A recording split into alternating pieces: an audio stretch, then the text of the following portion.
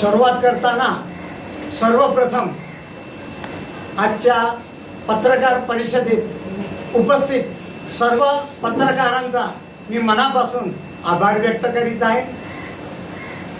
आपला किमती वेळ काढून आपण परिषदेत हजर राहिले त्याबद्दल खूप खूप धन्यवाद।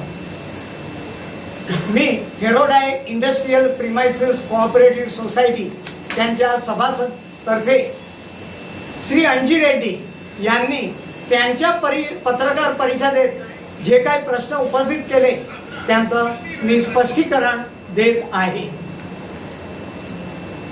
श्री अंजी रेड्डी यांनी केलेल्या आरोपाबाबत फेरोडाय industrial premises cooperative society limited यांचे स्पष्टीकरण।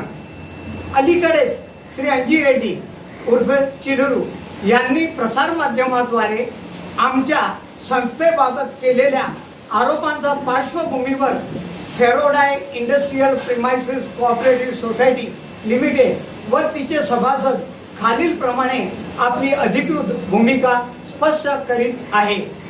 मुद्दा नंबर 1, संस्थेची स्थापना व करार।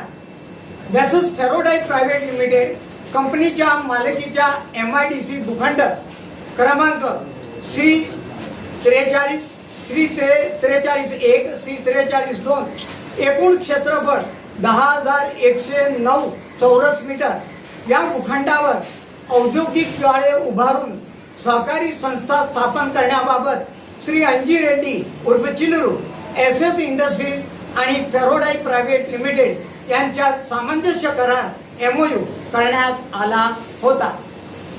कंपनीने दिनांक 19 एप्रिल 2005 रोजी संचालक मंडळाचा ठराव करून भूखंड हस्तांतरण शुल्क रुपये 78,69,900 संस्था भरण्यात असल्याचे नमूद केले। तसेच 3 मे 2005 रोजी फेरोडाय इंडस्ट्रियल प्रिमाइसेस कोऑपरेटिव्ह सोसायटी संस्थेला NOC दिली। त्यानंतर MIDCची 31 जानेवारी 2006 रोजी NOC मिळाल्यानंतर उपनिबंधक सहकारी संस्था ठाणे शहर यांनी 14 मार्च 2006 रोजी संस्थेला मंजुरी दिली। मुद्दा नंबर 2, गाळे बांधकाम व आर्थिक व्यवहार। MOU नुसार श्री अंजी रेड्डी यांनी जुन्या मंजूर आराखड्यातील शेडमध्ये विभागणी करून 8 मोठे औद्योगिक गाळे तसेच मोकळ्या जागेवर 13 नवीन गाळे बांधून सभासदांना वाटप केले। टाइल्स, फ्लोरिंग, इलेक्ट्रिकल, प्लंबिंग व पेंटिंगची कामे संबंधित सभासदांनी स्वतःच्या खर्चाने केले। श्रीनगर पोलीस स्टेशनच्या कडून माननीय न्यायालयाच्या आदेशानुसार दाखल फसवणुकीच्या गुन्ह्यात अंजी रेड्डी यांचा जामीन अर्जाला विरोध करताना दिलेल्या अहवालानुसार सभासदांकडून एकूण रुपये 3,53,249 घेणे अपेक्षित असताना प्रत्यक्षात रुपये 3,34,04,488 इतकी रक्कम वसूल करण्यात आली। या रकमेतील काही धनादेश व रोख रक्कम SS इंडस्ट्रीज आणि फेरोडाय प्रायव्हेट लिमिटेड यांच्या नावाने स्वीकारण्यात आली। मुद्दा नंबर 3, अनधिकृत बांधकामाबाबत कारवाई। आमच्या माहितीनुसार संबंधित सर्व बांधकामाबाबत MIDCने MRTP Act 1966 अंतर्गत दिनांक 11 मे 2006 रोजी श्री अंजी रेड्डी यांच्या विरोधात गुन्हा दाखल केला होता। मुद्दा नंबर 4, देखभाल निधी व अतिरिक्त वसुली।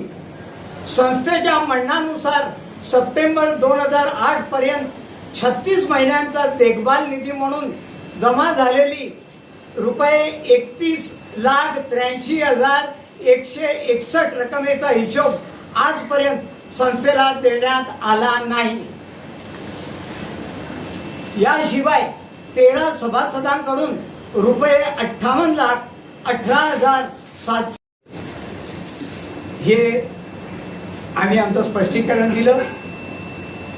अंजय रेड्डीने जे म्हणलं की तुमच्याकडनं त्यांनी विकत घेतलेले आहेत, पैसे दिले नाही असं त्यांचं म्हणणं आहे. 20 वर्षापर्यंत तुम्ही भाडं दिलं नसतं त्यांचं म्हणणं. हां, याच्यामध्ये नमूद केलं आहे की 3 कोटीचा व्यवहार झाला आहे, 3,05,00,000चा. आम्ही त्याच्या अधीरून 3,34,00,000 आम्ही दिले आहे आणि त्याच्या सर्व पावती आम्ही कोर्टात पण जमा केली. तुम्ही कोर्टामध्ये 1 कोटी रुपये फंड मिळवले ते परत तुम्ही घेतले? नाही, आम्ही घेतले नाही. त्यामध्ये असं होतं की रेड्डीने कोर्टमध्ये सांगितले की मला या गाडाकडून एवढे रुपये बाकी आहेत. तर कोर्टाने एक काम केलं की आपण याच्यामध्ये आर्बिट्रेशन नेमू आणि आर्बिट्रेशन म्हणून साखरे साहेबांची नेमणूक पण केली. नंतर साखरेसमोर मी अंजी रेड्डी गेला आणि आम्ही 1 करोड रुपये बिलिंग म्हणून कोर्टामध्ये डिपॉझिट केले आणि तो लवादचा कार्य सुरू झाला. एकही डेटात रेड्डी आला नाही. तर साखरेने कंटाळून त्याच्या रिपोर्टमध्ये लिहिलं आहे की याला इंटरेस्ट नाही, म्हणून कोर्टाने आम्हाला पैसे परत केले. दुसरं म्हणणं त्यांचं असं आहे की 10,000 चौरस फूट आहे तुमची. हां, त्यातलं 5,000 फूट मी महानगरपालिका दिले आणि 5,000 फूट माझं आहे. महानगरपालिका आणि काळेदर यांनी आता काय ते बघून घ्यावं असं ते. असं होऊ शकत नाही ना साहेब. 20 वर्षातून आम्ही कोर्टमध्ये आहे. MIDC आमची पार्टी आहे. MIDCला पण माहीत आहे आम्ही इथे बसलेलो आहे. आम्ही काय कुठून आलून इथे बसले नाही. आम्ही व्यवहार केला आहे, पैशाचा व्यवहार केला आहे. फॅरोडाय बरोबर केला आहे. फॅरोडायने पण पैसे घेतले आम्हाला ही गाडी दिली. आता तो ट्राय पार्टी ॲग्रीमेंट करतो रेड्डी, तो रेड्डीने पैसे घेतले आमच्याकडून आणि MIDCला माहीत आहे आम्ही इथे बसलेलो आहे. काही 20 वर्षापासून कोर्टामध्ये केस आहे. तो हे सांगू शकतच नाही ना की आम्हाला माहिती नाही. आता तुमचा प्लॉट तुमच्याकडे आहे का महानगरपालिकेचा? आमच्या या 5,000 जो एरिया आहे तो सध्या TMC मध्ये गेला आहे. TMCने आम्हाला नोटीसही दिली. लास्ट पत्रकार परिषदेत असणार तुम्ही. तर ही जी नोटीस दिली 48 तासात खाली करून घ्या. आम्ही कोर्टामध्ये गेलो, कोर्टामधून दाद दिला नाही. आता स्टे आहे आम्हाला. आमचा हे लढा चालू आहे. TMCला माहीत नाही की आम्ही इथे आहोत. बट 2 जो ट्राय पार्टी ॲग्रीमेंटमध्ये होते अंजी रेड्डी आणि MIDC त्याला तर माहीत आहे. तो आमच्या विचारा मतलब वो लोग हमको पूछे भी कर ये करार कर ही नहीं सकते क्योंकि हम लोग ऑलरेडी बैठे हुए. त्यांचं म्हणणं आता तुम्ही आणि महानगरपालिका बघून घ्या, माझा काही संबंध नाही. सांगू शकत नाही ना त्याचं म्हणणं साहेब. त्यांनी पैसे घेतले, तो जबाबदार आहे. त्यांनी आमच्याकडून. तुमचं आता म्हणणं काय?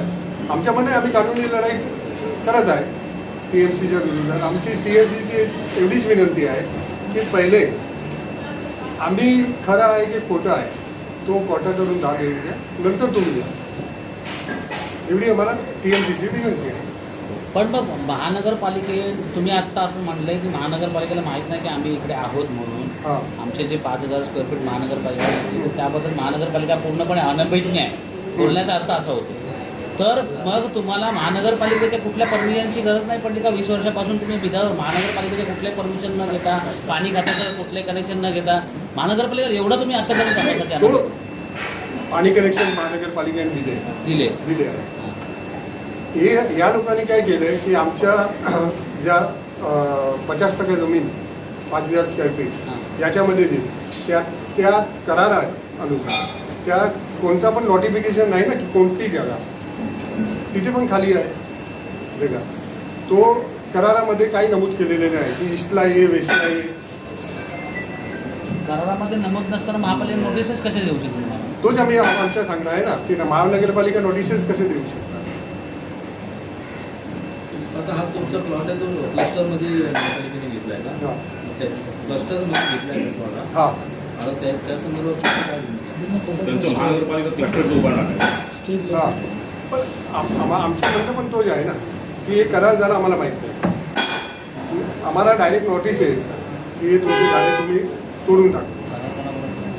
तर त्यामध्ये आम्ही कोर्टात गेलो, कोर्टामधून दाद घेतली. आता तुमच्या स्टे आहे इकडे? स्टे आहे, कोर्टाने स्टे दिला.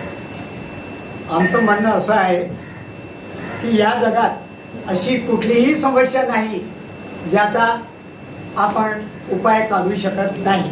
आता काय आमचा श्री अंजी रेड्डी साहेबांना विनंती आहे की सोसायटीच्या सभासदांबरोबर बसा आणि वादविवाद एक बाजूला ठेवा आणि योग्य ते उकेल काढा.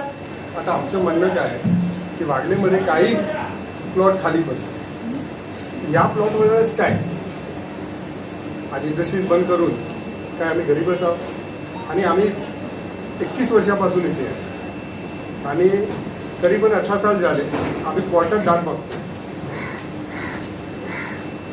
हा प्लॉटवर काय तो आमच्यासाठी पण विचारण्याचा प्रश्न आहे. पण त्यांनी तेच म्हटलं ना की गाळेधारकांना कुठल्याही प्रकारे घरी बसवणं किंवा गाळे बंद करणं याच्याशी माझा काही रस नाही. हा संपूर्ण जो काही विचार करायचा आहे या 5,000 जी काही स्क्वेअर फूटची जागा आहे तिथे त्याचा महानगरपालिकेने विचार करायचा आहे. त्यामुळे माझं मेन मुख्य भांडण जे आहे ते गाळधारक आणि महानगरपालिका असल्यामुळे माझं नुकसान होतं असं त्यांचं मत नाही आहे. नाही नाही तो झूट बोलतोय. आता काय आम्ही विकून घेतले, आम्ही काय असं बसलेलं नाही. आम्ही पैसे दिले, त्याचा जो MOU झाला त्याप्रमाणे आम्ही त्याला सगळे पैसे दिले आणि आमच्याकडे पावत्या आहेत सगळे आहेत. त्यामध्ये तो सांगितलं होतं त्यांनी की 2500 मीटर ही जागा गाळेधारकाची आहे. तर हायकोर्टमध्ये त्याच्या स्टेमध्ये त्यांनी सांगितलं की 40,000 फूट जागा 4,000 मीटर ही गाळेधारकाची. मग तो वारंवार तुम्हाला त्यांनी भाडण दिलेलं का विकत घेतलं तुम्ही? आम्ही विकत घेतले, सगळ्यांनी विकत घेतले. आणि मूळ मालक फेरोडाय प्रायव्हेट लिमिटेड आम्ही चेक दिले. आता तुमचं म्हणणं आहे की रेड्डीने तुमच्याकडे बसून मीटिंग करावं आणि प्रॉब्लेम सॉल्व्ह करावा. आमच्या बरोबर त्यांनी फ्रॉड केले सगळे. त्याच्यावर आम्ही फ्रॉडचा केस पण टाकले आणि लई केस आहेत. 18 वर्ष झाले आम्हाला या कानूनी लढाई. आता तो काय पण सांगतो आणि त्याच्या विरुद्ध जाऊन करतो. साहेब आमच्या गाळे तोडण्यासाठी त्यांनी विविध प्रयत्न केले. वीज पुरवठा खंडित करण्यात त्यांनी केला. आमच्यावर आरोप टाकले. संजय केतकर साहेबांनी आम्हाला हेल्प केली. आम्ही या संदर्भात उपासात बैठे थे और सब चीज से वो 18 साल से परेशान झाला. आमचं एकच सांगायचं आहे की हे गाळे आमच्या नावावर झाले पाहिजे. आणि त्यांनीच आम्हाला इथे बसवले. आम्ही महानगरपालिकेबरोबर आहे ना. हां नाही आमची फाईट अजी रेड्डीवरून अजी रेड्डीने जुने करार केले. तर ट्राय पार्टी ॲग्रीमेंटमध्ये तो अज्ञात बनवून ॲग्रीमेंट करू शकत नाही. त्यांनी सगळे मोकळी जागा काही मोकळी जागा आहे तर MIDC कशाला आम्हाला नोटीस देते? आमच्याही प्रश्न